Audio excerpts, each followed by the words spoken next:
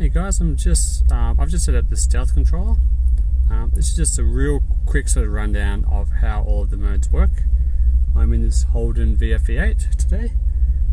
So when you start the car, it'll be on standard mode, and there is a battery gauge, as you can see. So that's your battery voltage there. It will be a little bit higher on startup and while the car warms up. So basically you've got that to activate the anti-theft on this device. We have to be on standard, and you have to hold down the top arrow until the lock light turns on, and then when you go to accelerate, you can't. So I'm pushing down the pedal all the way, it won't do anything. So now all you do to deactivate it, if you go to another mode by accident, it's okay, just go back to standard and hold the top arrow until that little light disappears. Okay, that's great. Now you can accelerate. Cool. So next we have up and down and M. So if you press M, that changes the mode, and up or down adjusts the mode strength. So basically on sport, the higher the number, the more responsive it is. So, and then it goes back down. You will see some dots light up here. That is your throttle position. So our device actually has a throttle position sensor readout as well, or like a throttle position gauge. So that's pretty cool. So basically the higher the number, the more responsive. On our unit, from 1 to 7, it does what all the other controllers on the market do. That is, it changes your, like the throttle, like sensitivity. So basically, 5% becomes 10%, 10% becomes 15%. So that's only about your throttle sensitivity. When you go over 7, if you go 8 to 13, this actually will open your throttle body up faster. So if you are using it in a race application, I would suggest using it over 8. On some cars it might be too touchy, but that was up to you to decide. So basically that's that information. If we go back to standard, and then we go to eco. So this does the opposite. This adds like a dampening. This is the highest dampening setting, but you can scroll down if you want a little bit less dampening. So the higher the number on eco, the more dampening there is.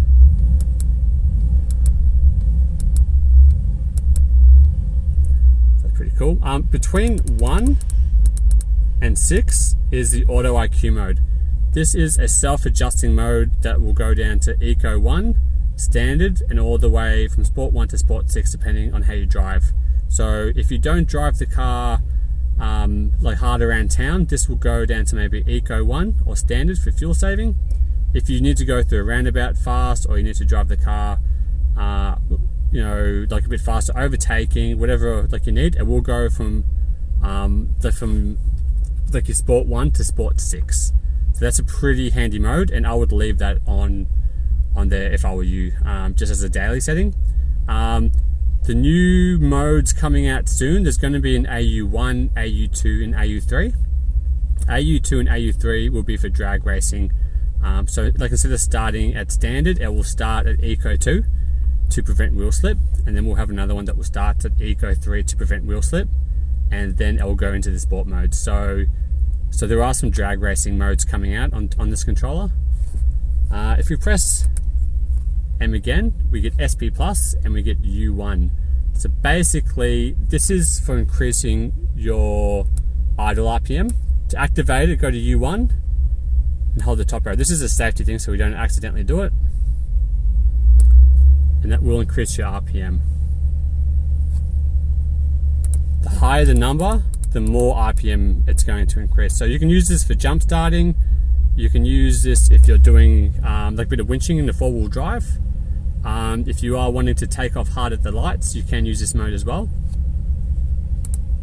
If you go too high, like the reason we have 6 modes is because some cars react a bit better than others to the mode. So on a Holden Commodore, you might want to use U1 or U2. On a Ford Falcon, you might want to use U3, that type of thing. So it's not activated yet because it hasn't counted up, and it will count up now. And then you can deactivate it. Yeah, so that's basically that. All up, there's 6 of them, and to deactivate you press down or M. You can only count down in this mode. So apart from that, that's everything. So you have your sport, the higher sport, the more responsive it is. We have standard, which is completely stock. This also has a battery, like a battery monitor on it. If you ever see a little lightning symbol on there, it basically means our unit has detected like a low startup voltage, and that can be caused if you have an underdrive balancer on some really worked cars that are cammed, like it might cause it. But the most, I guess the main reason why it brings it on is if you've left the lights on too long, or music playing, or you've left the ignition on. So there's nothing to worry about. Our unit doesn't drain much power at all, and our unit will shut off after a few minutes. But if you ever see that light, don't worry about it. It could just be because you've left the ignition on for too long or something like that. So that's standard. Then we have Eco 1 to Eco 6. The higher the number, the less response is going to be. And then AUT is an all-day mode, like an all-day sort of set and forget setting. There will be an AU2 and an AU3 for drag racing as well.